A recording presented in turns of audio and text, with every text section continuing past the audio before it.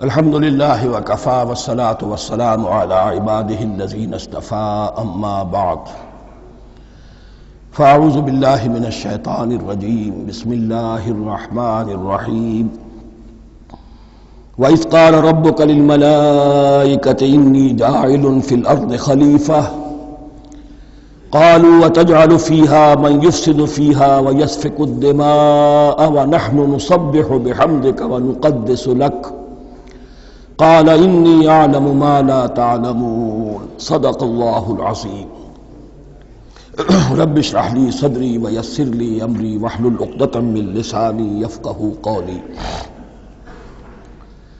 جیسا کہ میں نے عرض کیا تھا، سورہ بقرہ کے پہلے 4 رکوع نہایت اہم ہیں، نہایت جامع ہیں۔ پہلے 2 رکوعوں میں 3 قسم کے انسانوں کی وضاحت کی گئی، 3 قسم کے کردار کے نقشے کھینچ دیے گئے۔ تیسرے رکوع میں قرآن مجید کی دعوت کا خلاصہ آ گیا، توحید فی العقیدہ، توحید فی العمل، یعنی عبادت اللہ کی، ایمان بالرسالت، قرآن مجید کو منزل من اللہ کلام ماننا۔ اس میں اگر شک ہے تو جو بھی چیلنج تھا، اگر واقعتاً تمہیں شک ہے، حقیقت میں شک نہیں ہے، لیکن جیسا کہ تم کہہ رہے ہو کہ تمہیں شک ہے تو کوشش کرو اس کے مقابلے کی ایک صورت بنانا ہو۔ پھر آخرت، جنت اور دوزخ، ان دونوں کا تذکرہ ہو گیا۔ پھر ایک خاص مسئلہ جو قرآن مجید کے اسلوب پر اعتراض کی شکل میں آیا کہ اس میں مچھر جیسی حقیر شے کا بھی تذکرہ ہے، اس کی حکمت بیان کر دی گئی کہ تشبیہ اور تمثیل میں ظاہر بات ہے کہ ممثل لہو اور ممثل بہی میں مناسبت چاہیے۔ جس چیز کے لیے تمثیل بیان کی جا رہی ہے، جس شے سے تمثیل بیان کی جا رہی ہے، ان میں مناسبت ہونی چاہیے، اس میں عظیم یا حقیر کا کوئی سوال نہیں۔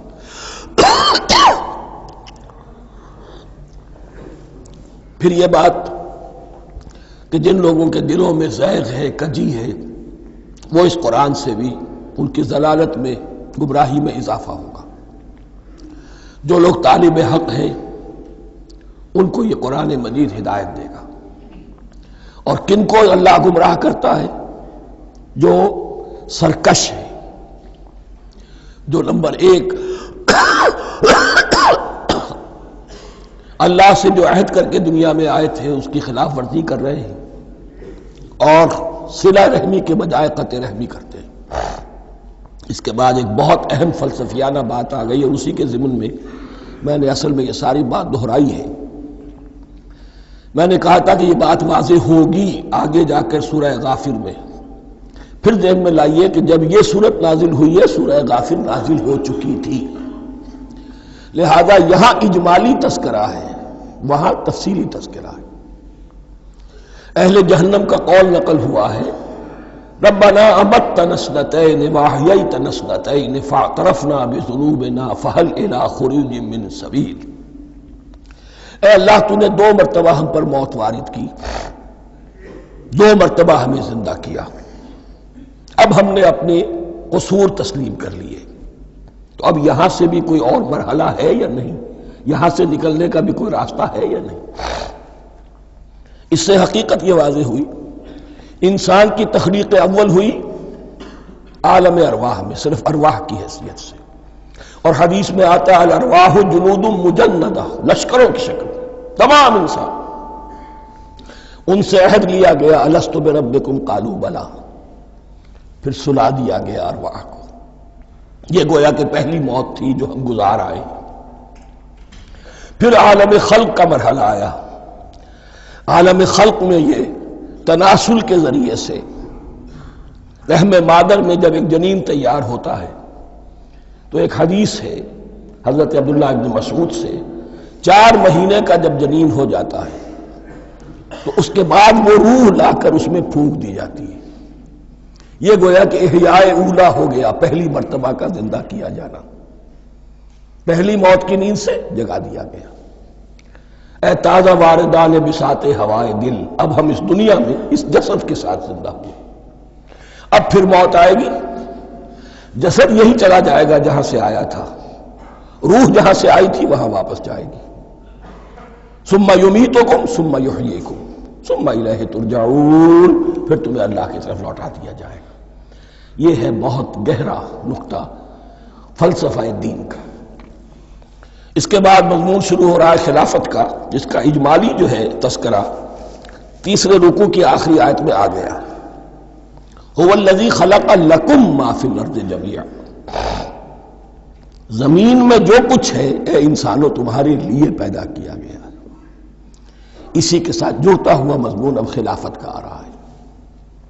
وَإِذْ قَالَ رَبُّكَ لِلْمَلَائِكَةِ إِنِّي جَاعِلٌ فِي الْأَرْضِ خَلِيفَةً، اور یاد کرو جب کہ کہا تھا تمہارے رب نے فرشتوں سے میں بنانے والا ہوں زمین میں ایک خلیفہ. اب خلیفہ کی حقیقت کو سمجھیے. خلیفہ کسے کہتے ہیں؟ نائب. عام طور پر لوگوں کو مغالطہ ہوتا ہے کہ خلیفہ جانشین جو ہے وہ تو کسی کے موت کے بعد ہوتا ہے، زندگی میں تو نہیں ہوتا. لیکن یہاں اصل میں ہمارے لیے بہت آسان ہے. انسان کی جو اصل حقیقت ہے اس دنیا میں، اس کو سمجھنے کے لیے یوں سمجھیے کہ ہم آج سے 50 سال پہلے انگریز کے غلام تھے. ہمارا بادشاہ یا ملکہ انگلستان میں تھا یا تھی. دہلی میں وائس رائے ہوتا تھا. وائس رائے کا کام کیا ہے؟ جو حکم آیا ہے ہز میجسٹیز گورنمنٹ کا یا ہر میجسٹیز گورنمنٹ کا جو حکم آیا ہے بلا چون و چرا، بغیر کسی تغیر اور تبدل کے نافذ کرے. ہاں جہاں کوئی حکم وہاں سے نہیں ہے تو یہاں کے حالات میں بہترین اپنی رائے قائم کرے، غور و فکر کرے یہاں کی مصلحتیں کیا ہے. جو چیز بھی امپائر کی مصلحت میں ہو اس کے مطابق فیصلہ کر سکتا ہے.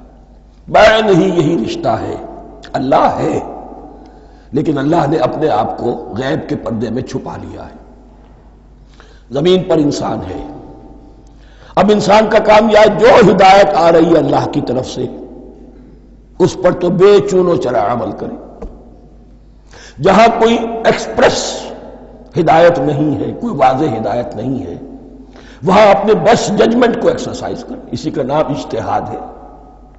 غور و فکر کرے، سوچے، اور جو بات روح دین کے زیادہ سے زیادہ مطابقت رکھنے والی ہو اس کو اختیار کر لے. بین ہی یہی رشتہ ہے در حقیقت رشتہ خلافت کہ جو اللہ اور انسان کے مابین ہے. اب یہ جو دی گئی ہے یہ حیثیت تمام انسانوں کو دی گئی ہے. پوٹینشلی ہر انسان اللہ کا خلیفہ ہے. لیکن جو اللہ کا باغی ہو جائے، جو خود حاکمیت کا مدعی ہو گیا، گویا کہ وہ باغی ہے. اب اگر شاہ جہان بادشاہ تھا، اس کا کوئی ولی عہد تھا، اور ولی عہد جو ہے صبر نہیں کر سکتا، اپنے باپ کی زندگی ہی میں بغاوت کر دیتا ہے، حکومت حاصل کرنا چاہتا ہے، تو اب وہ کیا ہے؟ واجب القتل ہے. جو لوگ بھی حاکمیت کے مدعی ہو گئے ویسے تو حقیقت واجب القتل ہے، لیکن دنیا میں مہلت دی ہے اللہ نے. یہ دار الامتحان ہے. فوراً قتل نہیں کرتا، فوراً ختم نہیں کرتا. وَلَوْلَا كَلِمَةٌ سَبَقَتْ مِنْ رَبِّكَ إِلَىٰ أَجَلٍ مُّسَمًّى لَقُضِيَ بَيْنَهُمْ، اگر یہ پہلے بات طے نہ ہو چکی ہوتی، ایک وقت معین تک کے لیے انہیں مہلت اللہ نے نہ دی ہوتی تو اللہ فیصلہ چکا دیتا. لیکن مہلت دی ہے. لیکن کم سے کم اتنی سزا ملتی ہے کہ اب وہ خلافت کے حق سے محروم کر دیے گئے. گویا کہ اب خلافت دنیا میں ہوگی خلافت المسلمین. صرف وہی شخص کہ جو اللہ کو مانے اپنا حاکم مطلق، وہ خلافت کا اہل ہے. تو یہ چند باتیں خلافت کی اصل حقیقت کے ضمن میں یہیں پر سمجھ لیجیے. وَإِذْ قَالَ رَبُّكَ لِلْمَلَائِكَةِ إِنِّي جَاعِلٌ فِي الْأَرْضِ خَلِيفَةً قَالُوا أَتَجْعَلُ فِيهَا مَن يُفْسِدُ فِيهَا وَيَسْفِكُ الدِّمَاءَ وَنَحْنُ نُسَبِّحُ بِحَمْدِكَ وَنُقَدِّسُ لَكَ. اور یاد کرو جب کہ تمہارے رب نے کہا تھا فرشتوں سے کہ میں زمین میں خلیفہ بنانے والا ہوں، تو انہوں نے کہا کہ کیا تو بنائے گا اس میں جو فساد مچائے گا اس میں اور خوریزی کرے گا. وَنَحْنُ نُسَبِّحُ بِحَمْدِكَ وَنُقَدِّسُ لَكَ، ہم آپ کی تسبیح اور تحمید اور آپ کی تقدیس میں لگے ہوئے ہیں. قَالَ إِنِّي أَعْلَمُ مَا لَا تَعْلَمُونَ، فرمایا میں جانتا ہوں جو تم نہیں جانتے. اب یہاں سوال پیدا ہوتا ہے کہ فرشتوں کو یہ گمان کیسے ہوا یا یہ خیال کیسے ہوا؟ دو رائے ہیں اس میں۔ ایک تو یہ کہ انسان کی تخلیق سے پہلے اس دنیا میں جنات تھے اور انہیں بھی کچھ اللہ نے تھوڑا سا اختیار دیا تھا اور انہوں نے یہاں فساد مچایا۔ انہی پر قیاس کرتے ہوئے فرشتوں نے سمجھا کہ انسان بھی پھر زمین میں فساد مچائے گا، خونریزی کرے گا۔ ایک دوسری اصولی بات یہ کہی گئی ہے کہ خلافت کا لفظ جب استعمال ہوا تو اس کے معنی ہے کہ کوئی نہ کوئی اختیار بھی ملے گا۔ جنات کے بارے میں خلافت کا لفظ کہیں نہیں آیا، انسان کے بارے میں آ رہا ہے۔ خلیفہ بالکل بے اختیار نہیں ہوتا، جیسا کہ میں نے عرض کیا، جہاں واضح حکم ہے تو اس کی تو تنفیذ، جہاں نہیں ہے وہاں اپنی رائے سے جتنا بھی بہتر سے بہتر سوچ سکتا ہو انسان رائے قائم کرے۔ یہ اختیار جو ہے، ظاہر بات ہے جہاں اختیار ہوگا صحیح استعمال ہونے کا بھی امکان ہے، غلط استعمال ہونے کا بھی امکان ہے۔ اختیار تو بلکہ یہ کہ آپ کا پولیٹیکل سائنس کا تو ایکسیم یہ ہے، authority turns to corrupt and absolute authority corrupts absolutely۔ تو ٹینڈنسی کرپشن کی ہوتی ہے اختیار کے اندر۔ اس بنا پر انہوں نے قیاس کیا کہ اس میں فساد ہوگا، خونریزی ہوگی۔ اللہ تعالیٰ نے فرمایا اپنی حکمتوں سے میں خود واقف ہوں، میں کیوں بنا رہا ہوں یہ میں جانتا ہوں، تم نہیں جانتے۔ وَعَلَّمَ آدَمَ الْأَسْمَاءَ كُلَّهَا، اور اللہ نے سکھا دیے آدم کو تمام کے تمام نام۔ اب اس میں بھی ایک رائے تو یہ ہے، بلکہ اس میں تقریباً اجماع ہے مفسرین کا، کہ اس سے مراد ہے تمام اشیاء کے نام، اور تمام اشیاء کے نام سے مراد ہے ان کی حقیقت کا علم۔ ہیومن نالج جو ہے، اگر آپ اس کا تجزیہ کریں گے تو وہ یہی ہے کہ انسان ایک چیز کو پہچانتا ہے، پھر اس کے لیے ایک نام رکھتا ہے یا کوئی ٹرم اس کے لیے قائم کرتا ہے۔ اس نام یا ٹرم اور اس کے حوالے سے، اصطلاح کے حوالے سے بہت سے حقائق کو اپنے ذہن کے اندر محفوظ کرتا ہے۔ تو گویا کہ ان علمہ آدم الاسماء کلہا، تمام نام سکھا دیے کل مادی کائنات کے اندر جو کچھ وجود میں آنے والا تھا، ان سب کی حقیقت سے پوٹینشلی حضرت آدم کو آگاہ کر دیا۔ یہ پوٹینشل علم ہے، ہیومن نالج، جو ایکوائرڈ نالج ہے، جو انسان کو سم اور بسم اور اپنے اس دماغ کے کمپیوٹر کے ذریعے سے حاصل ہوتا ہے۔ ایک ہے ریویلڈ نالج جو اللہ وحی کے ذریعے سے بھیجتا ہے، ایک ہے ایکوائرڈ نالج، انسان خود علم حاصل کرتا ہے۔ اس نے آنکھوں سے دیکھا، کان سے سنا، نتیجہ نکالا، اور اس کمپیوٹر نے اس کو پروسیس کیا، اس نتیجے کو کہیں میموری کے اندر سٹور کر لیا۔ یہ کمپیوٹر ہے بہت بڑا۔ پھر کچھ اور دیکھا، کچھ اور سنا، کچھ چھو کر معلوم ہوا، کچھ چکھ کر معلوم ہوا، کچھ سونگھ کر معلوم ہوا، کوئی اور نتیجہ نکلا، اسے وہ پاس میموری کے ساتھ اس کو ٹیلی کیا اور نتیجہ نکالا۔ اس طرح رفتہ رفتہ ان السمع والبصر والفؤاد کل اولئک کان عنہ مسئولا، یہ ایکوائرڈ نالج تین چیزوں سے انسان کو حاصل ہو رہا ہے، سماعت، بصارت اور یہ عقل، جو فائدہ اخذ کرتی ہے، جو اس کو پروسیس کرتی ہے، اس تمام جو سینس ڈیٹا اس کو مہیا ہوتا ہے سینس آرگنز کے ذریعے سے۔ یہ علم ہے جو پوٹینشلی حضرت آدم کو دے دیا گیا۔ اس کی ایکسفولیشن ہو رہی ہے، اب درجہ بدرجہ وہ علم پھیل رہا ہے، بڑھ رہا ہے، اور بڑھتے بڑھتے کہاں تک پہنچے گا ہم کچھ نہیں کہہ سکتے۔ کہاں سے کہاں پہنچ گیا انسان۔ اس نصف صدی کے اندر علم انسانی میں جو ایکسپلوژن ہوا ہے، میں اور آپ اس کا تصور تک نہیں کر سکتے۔ اکثر بڑے بڑے جو سائنسدان ہیں انہیں تصور نہیں ہے، اس لیے کہ ایک شخص اپنی لائن فزکس کے بارے میں جانتا ہے کیا کچھ ہو گیا، یا فزکس کی بھی کسی شاخ کے بارے میں جانتا ہے، باقی دوسری جو لائن ہے اسے کچھ پتہ نہیں۔ اسپیشلائزیشن کا دور ہے، لہذا جو ایکسپلوژن کہا جائے، دھماکہ ہوا ہے علم کا، اس کا کوئی اندازہ نہیں ہے ہمارے پاس، اور کس تیزی کے ساتھ وہ چیز آگے بڑھ رہی ہے، کس تیزی کے ساتھ ایک چیز آج جو ایجاد ہوئی چند دنوں کے اندر اندر اس کے بعد اس کا نیا کوئی ورشن آ جاتا ہے اور یہ چیز جو ہے آبسولیٹ ہو جاتی ہے۔ کمیونیکیشن کے اندر جو انقلاب عظیم برپا ہوا ہے، تو آپ یہ سمجھیے کہ اقبال نے جو شعر کبھی کہا تھا کہ عروج آدم خاکی سے انجم سہمے جاتے ہیں کہ یہ ٹوٹا ہوا تارا مہ کابل نہ بن جائے۔ اور یہ مہ کامل بنے گا کب؟ جب دجال کی شکل اختیار کرے گا۔ دجال کون ہوگا؟ جو ان تمام قواعد طبیعہ کے اوپر قابو پا لے گا، جب چاہے گا جہاں چاہے گا بارش برسائے گا، رزق کے تمام خزانے اپنے ہاتھ میں لے لے گا، جو اس کے اوپر ایمان لائے گا اسی کو ملے گا، کسی اور کو نہیں ملے گا، اس کی آواز پوری دنیا میں سنائی دے گی، وہ چند دنوں کے اندر پوری دنیا کا چکر لگا لے گا۔ یہ ساری چیزیں جو حدیث میں دجال کے بارے میں آئی ہیں وہ اسی علم آدم ایکوائرڈ نالج کے اس حد کو پہنچ جانا کہ وہ ٹوٹل مسٹریز نیچر کی جو ہے وہ اس پر منکشف ہو جائے اور ان قواعد طبیعہ کو وہ ہارنس کر لے، قابو میں لے آئے اور انہیں استعمال کرے۔ کبھی جب ہمارے کسی بہت 200-300ویں کوئی پیڑھی میں کوئی ہمارے جد امجد ہوں گے جنہوں نے کوئی چٹان دیکھی کہ گری، پتھر پر پتھر ٹکرایا تو آگ اس میں سے شعلہ نکلا، اس کا یہ مشاہدہ کافی ہو گیا آگ پیدا کرنے کے لیے۔ پتھروں کو ٹکراؤ آگ پیدا کر لو۔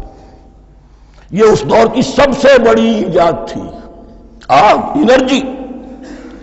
اب وہ انرجی کہاں سے کہاں پہنچی؟ وہ آگ نے بھاپ کی شکل اختیار کی، پھر ہم نے بجلی ایجاد کی، اور کب کیا ہے؟ ایٹمک انرجی ہے، اور نہ معلوم کیا کیا ہے، اللہ اعلم۔ ان تمام چیزوں کا تعلق ہے خلافت ارضی کے ساتھ۔ لہذا فرشتوں کو جو بتایا گیا وہ یہ ہے کہ آدم کو علم بھی دیا جا رہا ہے، صرف اختیار ہی نہیں دیا جا رہا، علم دیا جا رہا ہے۔ وَعَلَّمَ آدَمَ الْأَسْمَاءَ كُلَّهَا ثُمَّ عَرَضَهُمْ عَلَى الْمَلَائِكَةِ، پھر ان تمام اشیاء کو پیش کیا فرشتوں کے سامنے۔ فَقَالَ أَنبِئُونِي بِأَسْمَاءِ هَؤُلَاءِ، اور فرمایا کہ مجھے بتاؤ ان چیزوں کے نام، ان کنتم صادقین، اگر تم سچے ہو۔ قالوا سبحانک لا علم لنا الا ما علمتنا، انہوں نے کہا پروردگار تو پاک ہے ہر نقص سے، ہر عیب سے، ہر ضعف سے، ہر احتیاج سے، مبرہ ہے، منزہ ہے، اعلیٰ ہے، ارفع ہے۔ لا علم لنا الا ما علمتنا، ہمیں کوئی علم حاصل نہیں سوائے اس کے جو تو نے ہمیں سکھا دیا ہے۔ اس کی تعبیر یہی بہتر معلوم ہوتی ہے کہ ملائکہ کی حیثیت در حقیقت اس کائناتی جو حکومت ہے اللہ کی، آفاقی حکومت، اس کے کارندوں کی ہے، یا اس کے سول سرونٹس ہیں، تو ہر ایک کو صرف اس کے شعبے کے متعلق علم دیا گیا ہے، علم جامع نہیں ہے، تمام چیزوں کا علم یہ معلوم کرنے کی استعداد ان کے پاس نہیں ہے۔ کوئی فرشتہ فرض کیجئے بارش کے اوپر مامور ہے، کوئی پہاڑوں پر مامور ہے، جس کا ذکر سیرت میں آتا ہے کہ جب طائف میں حضور پر پتھراؤ ہوا ہے تو اس کے بعد ایک فرشتہ حاضر ہوا ہے کہ میں ملک الجبال ہوں، اللہ نے مجھے پہاڑوں پر مامور کیا ہوا ہے، آپ اگر فرمائیں تو جن لوگوں نے آپ کو ستایا ہے، یہ جو طائف جن دو پہاڑوں کے درمیان یہ وادی ہے، ان کو آپس میں ٹکرا دو کہ یہ پس کر اور سرما بن جائے۔ آپ نے فرمایا نہیں، کیا عجب، اللہ تعالیٰ ان کی اگلی نسلوں کو ہدایت دے دے۔ تو فرشتے ہیں، کوئی پہاڑوں پر مامور ہے، کوئی کسی خدمت پر مامور ہے، ان کو علم دیا گیا ہے صرف انہی کی اپنی جو بھی فرائض منصبی ہیں ان کے شعبے سے متعلق، کل نہیں۔ جامعیت جو ہے علم کی وہ ہے کہ جو حضرت آدم علیہ السلام کو پوٹینشلی دے دی گئی اور جو اب بڑھتے بڑھتے ایک بہت تراور درخت بن چکا ہے۔ سبحانک لا علم لنا الا ما علمتنا انک انت العلیم الحکیم، یقیناً آپ ہی کی ذات ہے جو کل کے کل علم کی حامل ہے اور جس کے اوپر حکمت بھی، جس کی حکمت بھی کامل ہے، باقی تو ہر مخلوق میں سے ہر ایک کا علم ناقص رہے گا۔ العلیم، کل علم کا جاننے والا تو ہی ہے، الحکیم، کل حکمت وہ تو تیرے ہی پاس ہے۔ قال یا آدم انبئہم باسمائہم، اللہ نے فرمایا کہ آدم ان کو بتاؤ ان کے نام۔ فلما انباہم باسمائہم، تو جب انہوں نے بتا دیے ان کو، فرشتوں کو، ان کے نام، قال الم اقل لکم انی اعلم غیب السماوات والارض، تو اللہ نے فرمایا کہ میں نے کہا نہیں تھا کہ میں جانتا ہوں آسمانوں اور زمین کی تمام غائب چیزوں کو جو تمہاری نگاہوں سے بھی اوجھل ہے، غیب، میں ہر شے کا جاننے والا ہوں۔ وَأَعْلَمُ مَا تُبْدُونَ وَمَا كُنْتُمْ تَكْتُمُونَ، اور میں جانتا ہوں جو کچھ تم ظاہر کر رہے تھے اور جو کچھ تم چھپا رہے تھے۔ چھپانے میں محسوس ہوتا ہے کہ ان کی خواہش یہ تھی کہ خلافت ہمیں ملے. ہم خدام ادب ہیں، ہر وقت تسبیح و تحمید اور تقدیس میں مصروف ہیں، جو حکم ملتا ہے بجا لاتے ہیں، تو یہ خلافت کسی اور مخلوق کو کیوں ملے؟ یہاں صرف یہ اور بتا دوں کہ یہ چونکہ اب ایک تیسری مخلوق کا ذکر بھی بعد میں آئے گا، 3 صاحب تشخص مخلوقات ہیں اللہ کی، صاحب تشخص، صاحب شعور، جن میں میں کا شعور ہے، انا، میں. ایک ملائکہ ہے، ان کی تخلیق نور سے ہوئی ہے. ایک انسان ہے جن کی تخلیق گارے سے ہوئی ہے. ایک جنات ہیں جن کی تخلیق آگ سے ہوئی ہے. باقی حیوانات ہیں، ان میں شعور تو ہے، خود شعور ہی نہیں ہے. Self consciousness, there is a world of difference between consciousness and self consciousness. انسان جب دیکھتا ہے تو اس کو یہ بھی معلوم ہے میں دیکھ رہا ہوں. کتا بلہ دیکھتا ہے، اسے یہ اندازہ نہیں ہوتا کہ میں دیکھ رہا ہوں. دیکھنے کا ایک نتیجہ ہے جو نکل آتا ہے، لیکن میں کا وجود نہیں ہے. یہ انا، سیلف، ایگو، یہ انسان میں ہے، جنات میں ہے، شعور میں اور فرشتوں میں ہے. ایک نوری مخلوق، ایک ناری مخلوق، ایک زمین کے اس کرسٹ میں یہ جو مٹی اور گارے، مٹی اور پانی کا جو ملغوبہ ہے گارے کی شکل میں، اس سے بنا ہے. قال يا آدم انبئهم بأسمائهم فلما انبأهم بأسمائهم قال ألم أقل لكم إني أعلم غيب السماوات والأرض وأعلم ما تبدون وما كنتم تكتمون وإذ قلنا للملائكة اسجدوا لآدم فسجدوا إلا إبليس. اور یاد کرو جب کہ ہم نے کہا فرشتوں سے سجدہ کرو سب کے سب آدم کو، جھک جاؤ آدم کے سامنے. فسجدوا، ان سب نے سجدہ کیا، الا ابلیس، سوائے ابلیس کے. پہلی بات تو یہ سمجھیے کہ تمام ملائکہ کے سجدے کی ضرورت کیا تھی؟ کیا یہ صرف تعظیماً تھا؟ اور تعظیماً اگر تھا تو کیا آدم خاکی کی تعظیم تھی یا کسی اور شے کی تعظیم تھی؟ مکی صورتوں میں یہ بات 2 جگہ واضح کی گئی ہے. فَإِذَا سَوَّيْتُهُ وَنَفَخْتُ فِيهِ مِن رُوحِي فَقَعُوا لَهُ سَاجِدِينَ. جب میں اس آدم کی تخلیق مکمل کر لوں اور اس میں اپنی روح میں سے پھونک دوں، تب گر پڑنا اس کے سامنے سجدے میں. تعظیم اگر ہے تو آدم خاکی کی نہیں ہے، اس کے اندر جو ڈیوائن ایلیمنٹ ہے، جو ڈیوائن سپارک ہے، جو روح ربانی ہے، میری روح، اس کی ہے. اور نمبر 2، اس کی حکمت کیا ہے، علت کیا ہے، غرض و غایت کیا ہے؟ جیسا کہ میں نے عرض کیا، اس کائنات کی اس حکومت کے کارندے تو وہ ہیں.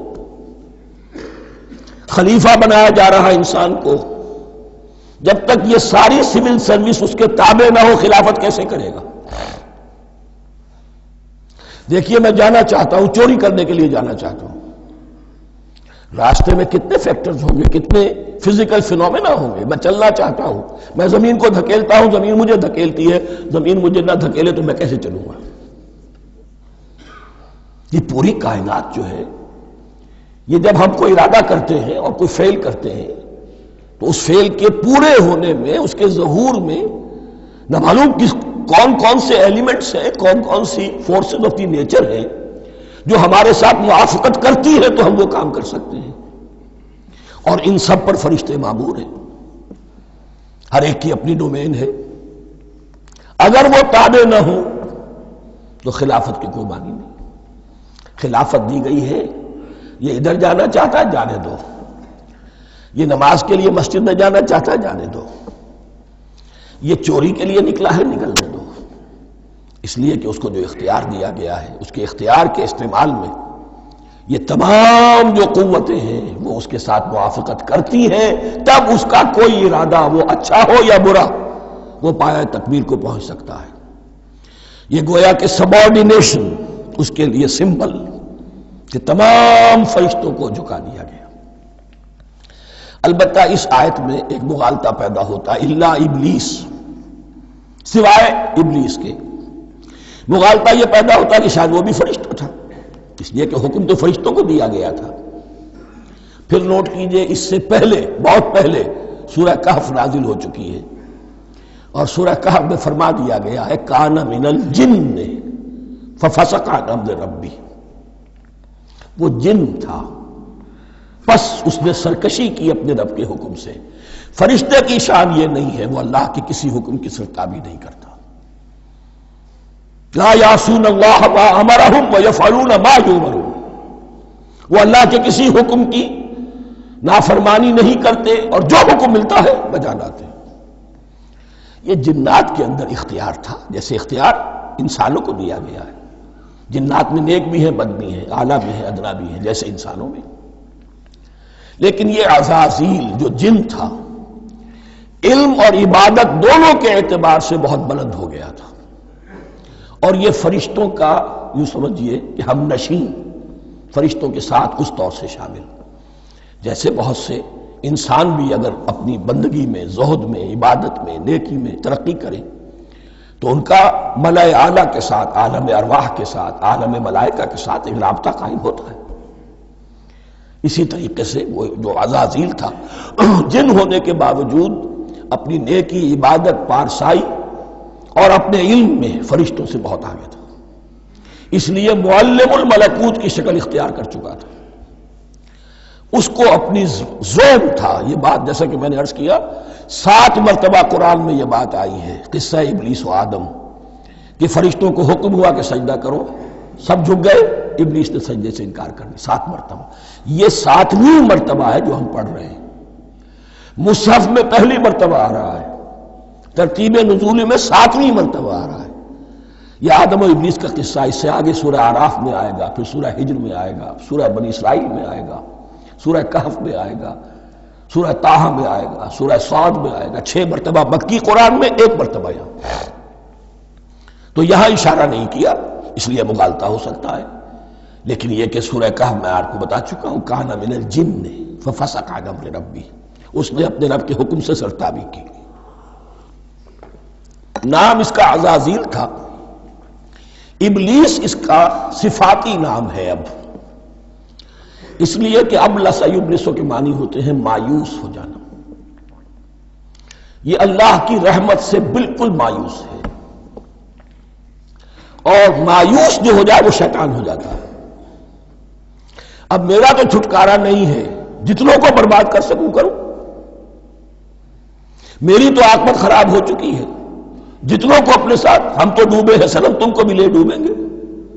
اب وہ شیطان اس معنی میں کہ انسان کی عداوت اس کی گھٹی میں پڑ گئی، اس نے اللہ سے پھر اجازت بھی لی کہ مجھے مہلت دے دے، یوم یبعثون، قیامت تک کے دن کے لیے، تو میں ثابت کر دوں گا کہ یہ آدم اس رتبے کا حقدار نہ تھا، مستحق نہ تھا جو اسے دیا گیا۔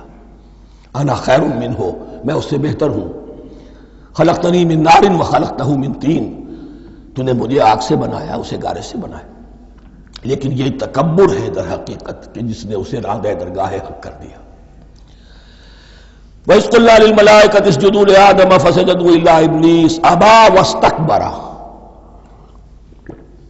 ابا اس نے انکار کیا، واستکبر اور تکبر کیا، استکبار کیا، وَكَانَ مِنَ الْكَافِرِينَ۔ کانا عربی زبان میں 2 طرح کا ہوتا ہے، تامہ، ناقصہ۔ ایک معنی یہ ہو سکتے ہیں کہ ہو گیا، اب اپنے اس استکبار اور انکار کی وجہ سے کانا من الکافرین، وہ کافروں میں سے ہو گیا۔ ایک کانا تامہ ہوتا تھا ہی کافروں میں سے، یعنی اس کے اندر سرکشی چھپی ہوئی تھی، اب ظاہر ہو گئی۔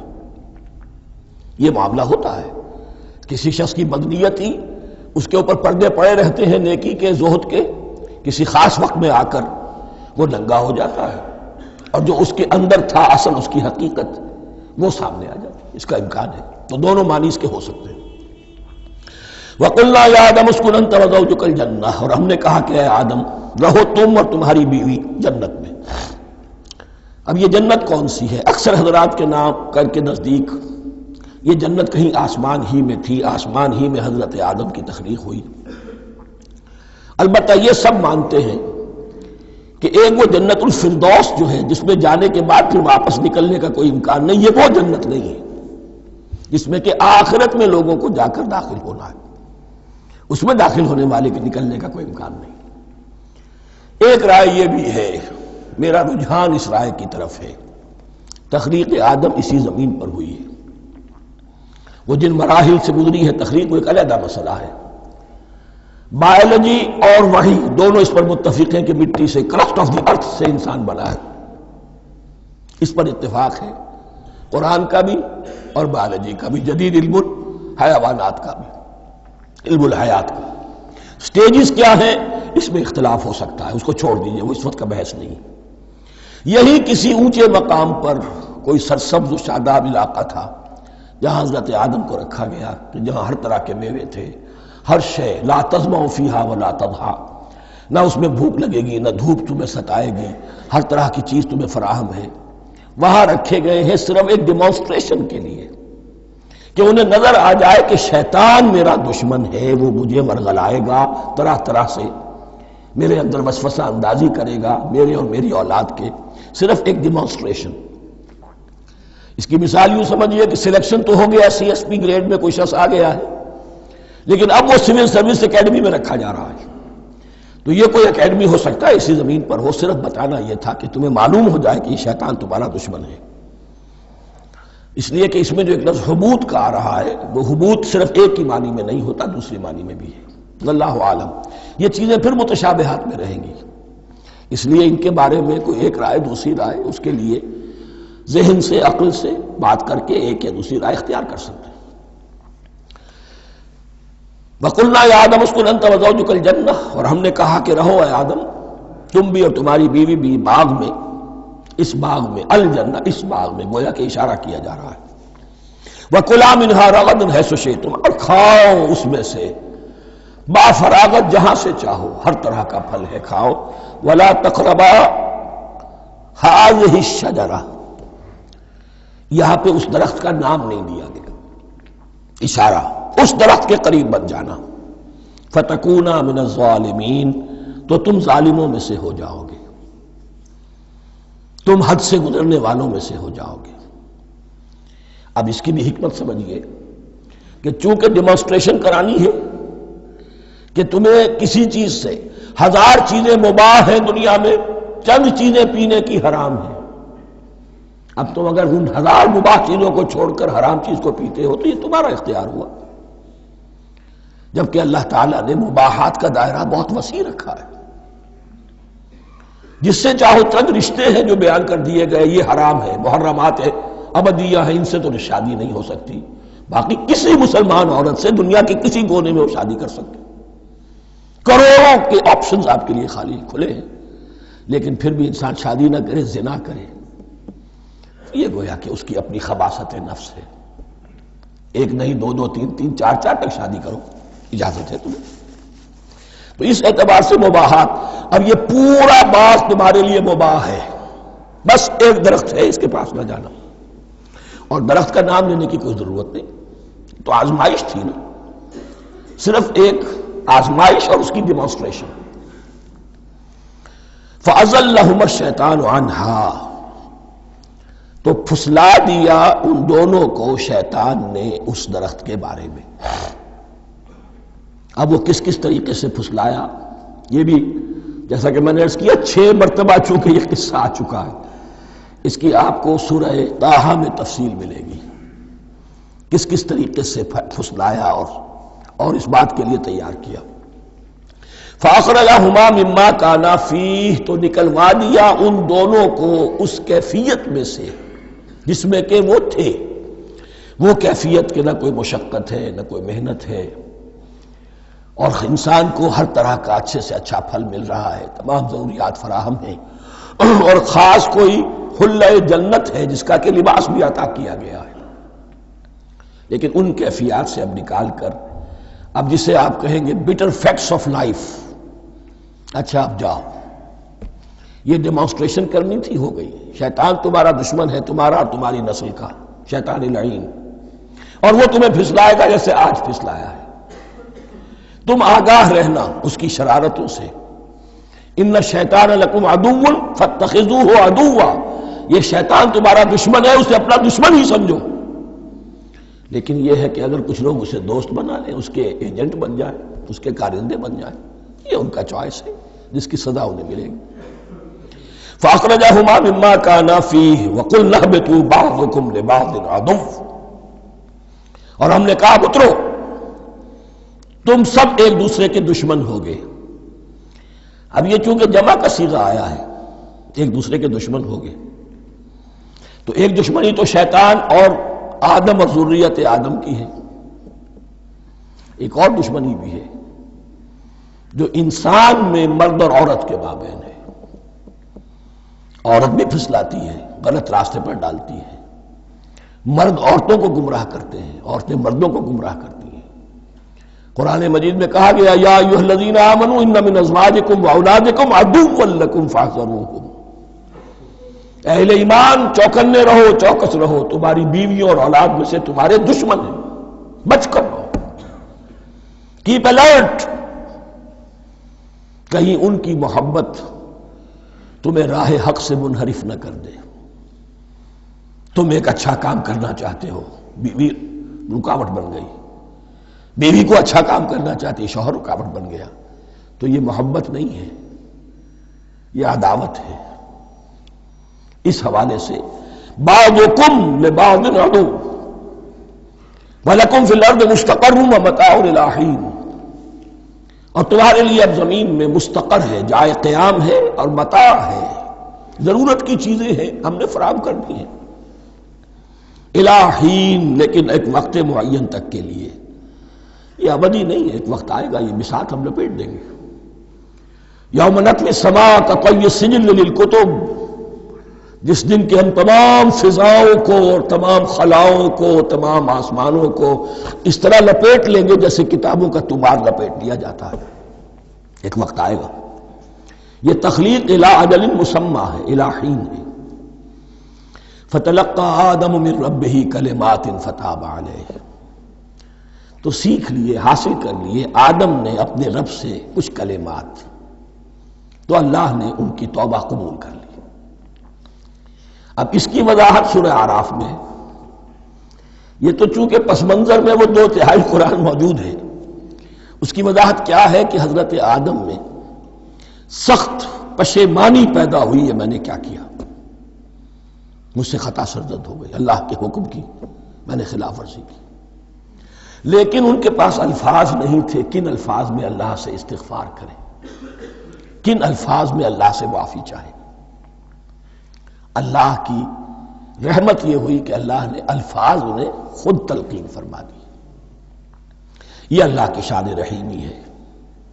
اصل شے جو ہے وہ انسان کے اندر گناہ پر ندامت کا پیدا ہو جانا ہے، یہ اصل توبہ ہے۔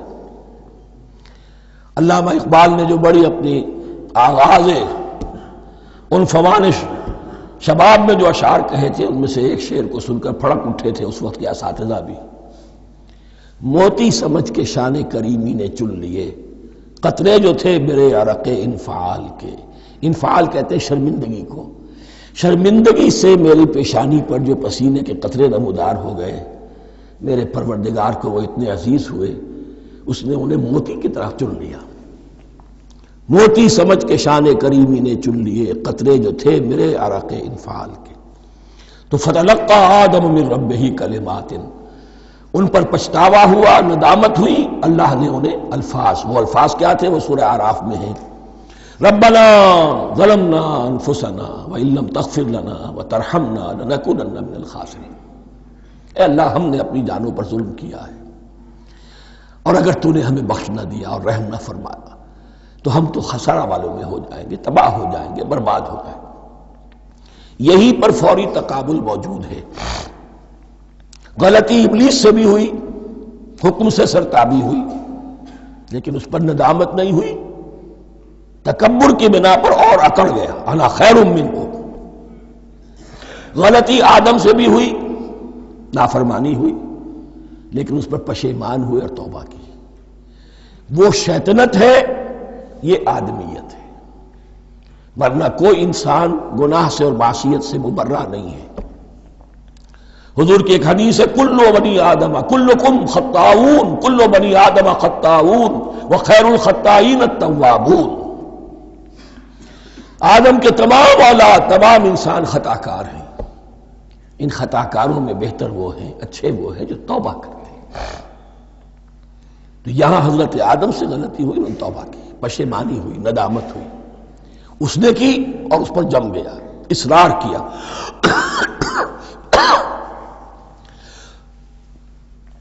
فتلقى آدم من ربه كلمات فتاب عليه انه هو التواب الرحیم، یقیناً وہی تو ہے بہت توبہ کو قبول فرمانے والا اور بہت رحم فرمانے والا۔ یہ نوٹ کیجئے گا، توبہ کا لفظ دونوں طرف سے آتا ہے، بندہ بھی تواب وخیر الخطائین التوابون، تواب بندے بھی ہو گئے، تواب اللہ بھی ہے۔ اس کی اصل حقیقت کیا ہے؟ بندے نے خطا کی اور دور ہو گیا اللہ سے، اللہ نے اپنی رحمت کی نگاہ اس سے پھیر لی۔ بندے نے توبہ کی، اللہ پھر اپنی رحمت کے ساتھ اس کی طرف متوجہ ہو گیا۔ توبہ کے معنی پلٹنا، بندہ معصیت سے توبہ کر کے اپنی اصلاح کی طرف، بندگی کی طرف، اطاعت کی طرف پلٹ آیا۔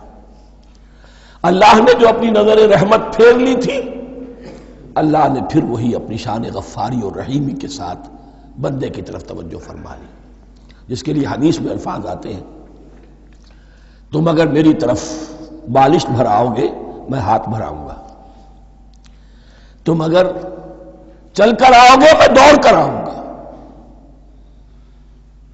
ہم تو مائل بکرم ہیں کوئی سائل ہی نہیں، راہ دکھلائیں کسے رہنم منزل ہی نہیں۔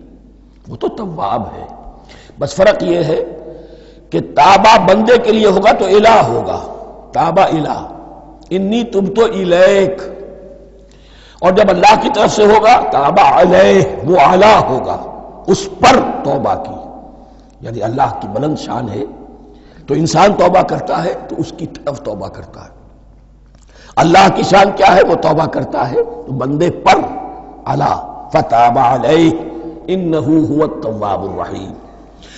قلنا اہبطوا منہا جمیعا، ہم نے کہہ دیا اتر جاؤ اس سے تم سب کے سب، فإما یاتینکم منی ھدی، اب یہاں لفظ آیا اہبطوا، یہاں بھی پہلے بھی آیا ہے۔ جو حضرات یہ سمجھتے ہیں کہ تخلیق آدم آسمانوں پر ہوئی ہے اور جنت بھی وہ آسمان میں ہے جہاں رکھے گئے تھے، آزمائشی یا ٹریننگ یا ڈیمانسٹریشن والی جنت، وہ یہاں حبوط کا ترجمہ کریں گے کہ آسمان سے زمین پر اترنے کا حکم دیا گیا۔ جو لوگ سمجھتے ہیں یہی کسی بلند مقام پر تھے، وہ کہتے ہیں کہ نیچے اترو، کسی بڑی اونچی سطح مرتفع پر اگر کوئی جگہ تھی تو اب نیچے اترو اور جاؤ، اب تمہیں زمین میں ہل چلانا پڑے گا اب روٹی حاصل کرنے کے لیے، یہ جو نعمتوں کے دسترخوان یہاں بچھے ہوئے تھے یہ اب تمہارے لیے نہیں ہے۔ اس کے لیے اس معنی میں اس لفظ کا استعمال جو ہے وہ آ جائے گا آگے چل کر اسی سورہ بقرہ کے اندر، کہ اس معنی میں بھی سورہ بقرہ کے 7ویں رکوع میں یہ لفظ استعمال ہوا ہے، تو امکان اس کا بھی ہے۔ بس اس سے آگے ادھر یا ادھر کی زیادہ بحث کرنے کا یہ موقع دورہ ترجمہ قرآن میں نہیں ہے۔ قُلْ اهْبِطُوا مِنْهَا جَمِيعًا فَإِمَّا يَأْتِيَنَّكُم مِّنِّي هُدًى فَمَن تَبِعَ هُدَايَ فَلَا خَوْفٌ عَلَيْهِمْ وَلَا هُمْ يَحْزَنُونَ، تو جب بھی آئے گی تمہارے پاس میری جانب سے کوئی ہدایت، تو جو کوئی میری ہدایت کی پیروی کرے گا اس کے لیے نہ خوف ہوگا اور نہ وہ حزن سے دوچار ہوگے۔ یہ ہے علم انسانی کا دوسرا گوشہ، ریویلڈ نالج۔ اس چوتھے رکوع کی جو حسن ہے اسے دیکھیے، شروع میں ایکوائرڈ نالج کا ذکر ہے جو پوٹینشلی حضرت آدم کی ذات میں رکھ دیا گیا، اور جو انسان نے پھر اپنی محنت سے ان السمع والبصر والفؤاد اس کے ذریعے سے آگے بڑھایا۔ یہ علم ہے چل رہا ہے، آج مغربی اقوام ہم سے بہت آگے ہیں، کبھی ایک زمانے میں مسلمان آگے نکل گئے تھے، لیکن ظاہر بات ہے کہ اس دنیا میں عروج تو انہی کو ہوگا جو ان چیزوں میں سب سے زیادہ جس کی آگہی حاصل ہوگی۔ البتہ ایک علم وہ ہے جو آسمان سے نازل ہوتا ہے، یہ گیون ہے، ریویلڈ نالج ہے، یہ وحی ہے۔ فَإِمَّا يَأْتِيَنَّكُم مِّنِّي هُدًى، تمہارے مقام خلافت کا تقاضا یہ ہے جو احکام ہمارے آئے، جو ہدایات ہم بھیجیں، ان کو تو پوری طریقے سے اس کی پیروی کرو۔ فَمَن تَبِعَ ہدایٰ، تو جو کوئی بھی میری ہدایت کی پیروی کرے گا، فَلَا خَوْفٌ عَلَيْهِمْ وَلَا هُمْ يَحْزَنُونَ وَالَّذِينَ كَفَرُوا، اور جو ناشکری کریں گے، کفر کریں گے، انکار کریں گے، وَكَذَّبُوا بِآيَاتِنَا، اور ہماری آیات کو جھٹلائیں گے، فَأُولَٰئِكَ أَصْحَابُ النَّارِ هُمْ فِيهَا خَالِدُونَ، تو وہ جہنمی ہوں گے، آگ والے ہوں گے، اس میں ہمیشہ ہمیشہ رہیں گے۔ یہ ہے گویا کہ چارٹر، اس نوع انسانی کو جو ابدی چارٹر اللہ نے دیا ہے۔ جبکہ زمین کا چارج دے دیا گیا خلیفہ کی حیثیت سے۔ یہاں یہ 4 رکوع جو ہے سورہ بقرہ کے، جو میں نے عرض کیا تھا، قرآن کی دعوت، قرآن کا بنیادی فلسفہ، اس پر یہ جام ہے، اور یہ مکی صورتوں کے مضامین کا خلاصہ۔ اب یہاں سے شروع ہو رہا ہے 5ویں رکوع سے، مسلسل 10 رکوع، مسلسل خطاب ہے بنی اسرائیل سے۔ البتہ ان میں ایک تقسیم ہے، پہلے رکوع میں دعوت ہے۔ دعوت جب ہوتی ہے تو آمادہ کرنا، تشویق، ترغیب، دلجوئی، نرمی، یہ دعوت کے اجزاء لا ینفک ہیں، اس کے بغیر دعوت مؤثر نہیں ہوتی۔ لہذا ان 7 آیات میں یہ یوں سمجھیے کہ ان 10 رکوعوں کے لیے یہ بمنزلہ فاتحہ ہے، جیسے سورہ فاتحہ 7 آیتوں کی، ایسے ہی اس دعوت سابقہ امت مسلمہ کو دعوت دی جا رہی ہے۔ تو کس طرح دی جا رہی ہے؟ یہ کون تھے؟ یہ بھی مسلمان ہی تو تھے نا، کافر تو ہو گئے حضور کا انکار کر کے، ورنہ وہ موسیٰ کے ماننے والے، شریعت ان کے پاس، بڑے بڑے علماء ان میں، علم کا چرچا ان میں، سب کچھ تھا، ان کو دعوت دی جا رہی ہے۔ لیکن میں اس لیے آپ کو چاہتا ہوں، اس کو توجہ دلا رہا ہوں، آج اگر مسلمانوں میں جو غافل ہو گئے، اپنی حقیقت کو بھول گئے، اپنے فرض منصبی سے غافل ہو گئے، دنیا کے اور قوموں کی طرح کی ایک قوم بن کر رہ گئے، اگر کوئی ایک داعی گروہ کھڑا ہو، کوئی جماعت، کوئی فرد، اور اس سے جماعت بنے، تو ظاہر بات ہے سب سے پہلے اسے اسی امت کو دعوت دینی ہوگی، اس لیے کہ دنیا تو اسلام کو پہچانے گی اس امت کے حوالے سے۔ فزیشن ہیل تھائی سیلف، پہلے یہ تو ٹھیک ہو، یہ کہیں پر صحیح اسلام کا نمونہ پیش کرے تو دنیا کو دعوت دے سکو گے، آؤ دیکھو یہ ہے اسلام۔ اس لیے ان کو جو دعوت دینے کا اسلوب ہونا چاہیے وہ عکس ہوگا اس اسلوب کا جو ان 7 آیات میں ہمارے سامنے آ رہا ہے۔ یا بنی اسرائیل اذکروا نعمتی التی انعمت علیکم، اے بنی اسرائیل، اسرائیل کو سمجھ لیجئے یہ مرکب لفظ ہے، اسر اسی سے اسیر بنا ہے، اسیر جو کسی کا قیدی ہوتا ہے، ایل عبرانی میں اللہ کے لیے ہے، اور اسرائیل کا ترجمہ ہے عبداللہ، اللہ کا غلام، اللہ کے ساتھ بندھا ہوا، اس کی اطاعت کے قلاتے کے اندر۔ تو یہ اسرائیل یہ لقب ہے حضرت یعقوب علیہ السلام کا، ان کے 12 بیٹے تھے، 12 بیٹوں سے جو نسل چلی وہ بنی اسرائیل ہے، انہی میں حضرت موسیٰ کی بعثت ہوئی اور تورات انہیں دی گئی، پھر یہ ایک بہت بڑی امت بنے۔ ان پر 4 ادوار آ چکے تھے قرآن مجید کے نزول کے وقت تک، 2 مرتبہ اللہ کی رحمت کی بارشیں ہوئیں،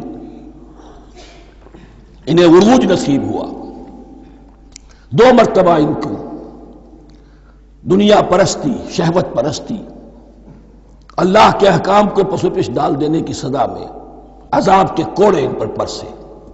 اس کا ذکر آئے گا سورہ بنی اسرائیل کے پہلے رکوع میں۔ اس وقت جب کہ قرآن نازل ہو رہا ہے، اس وقت وہ اپنے اس زوال کے دور میں تھے۔ حال یہ تھا کہ حضور صلی اللہ علیہ وسلم کی بعثت سے پہلے ہی 2nd ٹیمپل بھی شہید کیا جا چکا تھا، گرایا جا چکا تھا۔ حضرت سلیمان نے جو بنایا تھا ہیکل سلیمانی، جس کو یہ 1st ٹیمپل کہتے ہیں، اسے نیبوکدنضر نے گرا دیا تھا حضرت مسیح سے بھی کئی سو سال پہلے۔ لیکن اس کے بعد پھر یہ رومنز نے سن 70 عیسوی میں حضور کی ولادت سے 500 برس پہلے ان کا یہ یروشلم تباہ و برباد ہوا، اس میں لوگوں کو قتل کیا گیا، قتل عام ہوا، اور سیکنڈ ٹیمپل جو ہے وہ بھی گرا دیا گیا، جو اب تک گرا پڑا ہوا ہے۔ صرف ایک ویلنگ وال ہے جس کے پاس جا کر یہودی جو ہے ماتم کر لیتے ہیں، روتے ہیں، اور اب وہ بنانے پر تلے ہوئے ہیں اپنا تھرڈ ٹیمپل، اس کے نقشے بن چکے ہیں، بلو پرنٹ بن چکے ہیں۔ لیکن بہرحال جس وقت قرآن نازل ہو رہا تھا یہ بہت ہی پستی میں تھے۔ اس کے بارے میں فرمایا، اے بنی اسرائیل ذرا یاد کرو میرے اس انعام کو جو تم پر ہوا۔ وہ انعام کیا ہے؟ میں نے تمہیں اپنی کتاب دی، نبوت سے سرفراز فرمایا، اپنی شریعت تمہیں عطا فرمائی، تمہیں داؤد، تمہارے اندر داؤد اور سلیمان جیسے بادشاہ اٹھائے جو بادشاہ بھی تھے، نبی بھی تھے۔ وَأَوْفُوا بِعَهْدِي، اور میرے وعدے کو پورا کرو تاکہ میں بھی اپنے وعدے کو پورا کروں۔ یہ وعدہ ہے جو کتاب استثناء جو ہے اولڈ ٹیسٹمنٹ کی، ڈیوٹرانومی، اس کے 18ویں باب کی آیت نمبر 18 اور 19 میں ہے۔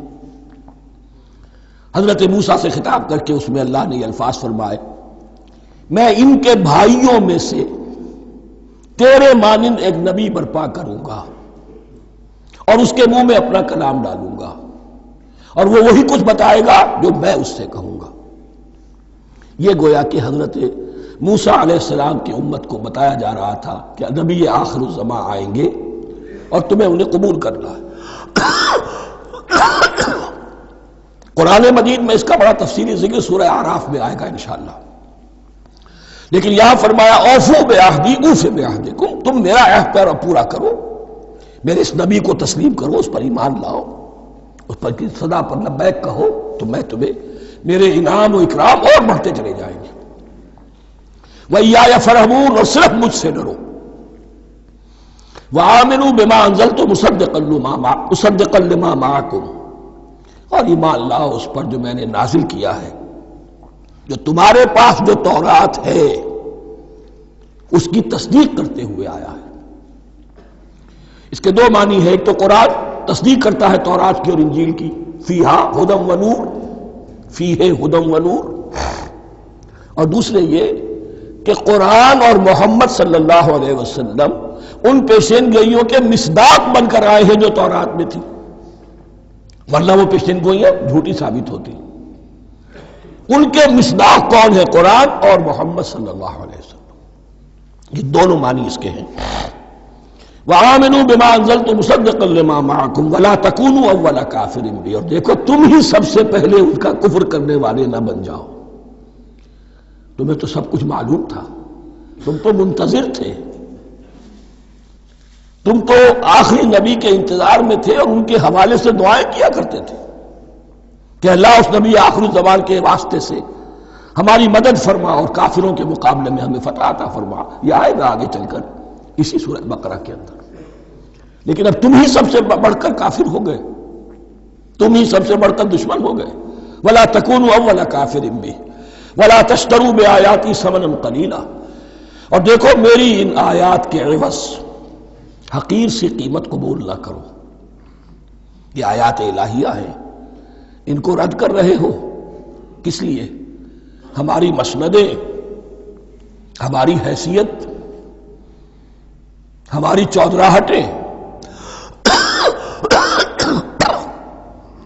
کہیں ان پر کوئی آنچ نہ آ جائے۔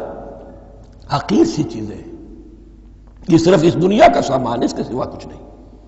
وَلَا تَشْتَرُوا بِآيَاتِي ثَمَنًا قَلِيلًا وَإِيَّايَ فَاتَّقُونِ، اور صرف مجھ سے تقوی اختیار کرو، میرا تقوی اختیار کرو۔ وَلَا تَلْبِسُوا الْحَقَّ بِالْبَاطِلِ وَتَكْتُمُوا الْحَقَّ وَأَنْتُمْ تَعْلَمُونَ، اور نہ گڈمڈ کرو حق کے ساتھ باطل کو، اور مت چھپاؤ حق کو، ذرا حالے کہ تم جانتے ہو۔ یہ بات اچھی طرح نوٹ کر لیجیے، جانتے بوجھتے کرنا، ایک ہے مغالطے میں کرنا، وہ ضلالت ہے، گمراہی ہے۔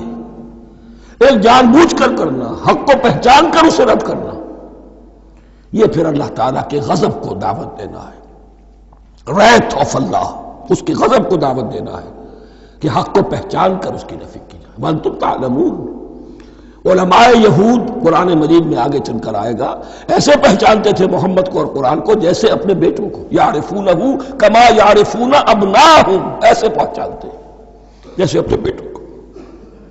وَأَقِیمُوا الصَّلَاةَ وَآتُوا الزَّکَاةَ، دیکھو نماز قائم کرو، زکوٰۃ ادا کرو، وَارْکَعُوا مَعَ الرَّاکِعِینَ، اور جھکنے والوں کے ساتھ جھکو۔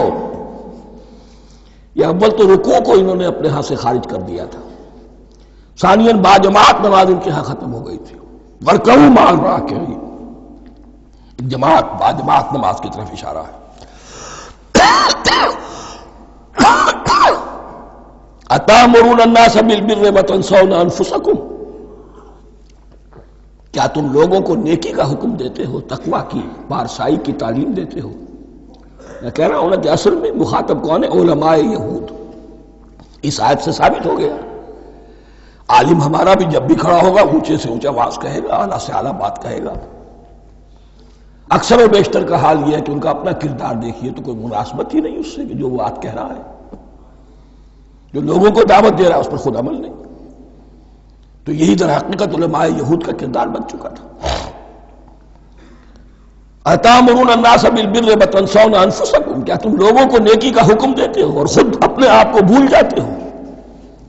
وَأَنْتُمْ تَتْلُونَ الْكِتَابَ، اور یہ سب کچھ تم کر رہے ہو اس حال میں کہ کتاب پڑھتے بھی ہو، تورات پڑھتے ہو، صاحب تورات ہو۔ ہمارے بھی بہت سے علماء کا علماء سو جنہیں ہم کہتے ہیں حال یہ ہو چکا ہے، خود بدلتے نہیں قرآن کو بدل دیتے ہیں، ہوئے کس درجہ فقیہان حکم بے توفیق۔ جو صورتحال ہے صرف قرآن کا متن بچا ہوا ہے، اس کے مفہوم میں، اس کی تفسیر میں، اس کے ترجمے میں تو تحریفیں موجود ہیں، بڑی بڑی تحریفیں موجود ہیں، متن بچا ہوا ہے، وہ اس لیے کہ اللہ تعالیٰ نے اس کی حفاظت کا ذمہ لیا ہے۔ وَاسْتَعِینُوا بِالصَّبْرِ وَالصَّلَاةِ، اور مدد حاصل کرو دو چیزوں سے، صبر اور نماز۔ یہ صبر کا لفظ یہاں پر بہت قیمتی ہے، بہت بامانی ہے۔ علماء سو کیوں وجود میں آتے ہیں؟ جب وہ دنیا کے کتے بن جائیں گے تو وہ دین کو بدنام کرنے والے ہوں گے۔ بظاہر دینی مناسب ہیں لیکن اصل میں ان کے پردے میں دنیا داری کی جا رہی ہے، صبر نہیں، بس صبر کے ساتھ اور نماز کے ساتھ، اس لیے کہ آپ صحیح راستے پر آئیں گے۔ اگر کوئی عالم دین لوگوں پر تنقید کرے گا، لولا ینہاہم الربانیون والاحبار، کیوں نہیں روکتے ان کے علماء اور ان کے اولیاء اور صوفیاء ان کو حرام کھانے سے اور جھوٹ بولنے سے؟ اگر کوئی شخص روکے گا اس کو پھر نذرانے تو نہیں ملیں گی، اس کی خدمتیں تو نہیں ہوگی۔ اگر تو دنیا میں صبر اختیار کرنا ہے تب تو آپ حق بات کہہ سکتے ہیں، اور اگر دنیاوی ایمبیشنز ہیں تو پھر آپ کو کہیں نہ کہیں کمپرومائز کرنا پڑے گا۔ وَاسْتَعِینُوا بِالصَّبْرِ وَالصَّلَاةِ، صبر اور نماز۔ وَإِنَّهَا لَكَبِیرَةٌ، اور یقیناً یہ بہت بھاری شے ہے، بہت بھاری شے ہے۔ عام طور پر خیال یہ ہے کہ انہا کی ضمیر صرف صلاۃ کی طرف جاتی ہے، نماز بہت بھاری ہے۔ ایک رائے یہ ہے کہ نہیں، یہ پورے طرز عمل کی طرف جا رہی ہے، یہ طرز عمل کہ خود صبر کرو، اس دنیا میں صبر کرو، دنیا اور دنیا کے متعلقات میں کم سے کم پر قانع ہو جاؤ اور حق کا بول بالا کرنے کے لیے میدان میں آ جاؤ، یہ طرز عمل۔ اور اس میں پھر نماز، الصلاۃ عماد الدین۔ وَإِنَّهَا لَكَبِیرَةٌ إِلَّا عَلَى الْخَاشِعِینَ، یہ یقیناً بہت بھاری چیز ہے، یہ روش، یہ رویہ بھی بہت بھاری اور نماز بھی بہت بھاری ہے، سوائے ان خشوع رکھنے والوں کے، ڈرنے والوں کے جن کے دل جھک گئے ہیں اللہ کے سامنے۔ الذین یظنون انہم ملاقو ربہم، جنہیں یہ یقین ہے کہ انہیں اپنے رب سے ملاقات کرنی ہے، جیسا کہ میں نے شروع میں توجہ دلائی تھی، وبالآخرۃ ہم یوقنون، یہ ایمان بالآخرت ہے جو انسان کو سیدھا رکھتا ہے عمل کے میدان میں۔ الذین یظنون انہم ملاقو ربہم وانہم الیہ راجعون، اور جنہیں یہ یقین ہے کہ بالآخر اسی کی طرف ہمیں لوٹنا ہے۔ بارک اللہ لی ولکم فی القرآن العظیم ونفعنی وإیاکم بالآیات والذکر الحکیم۔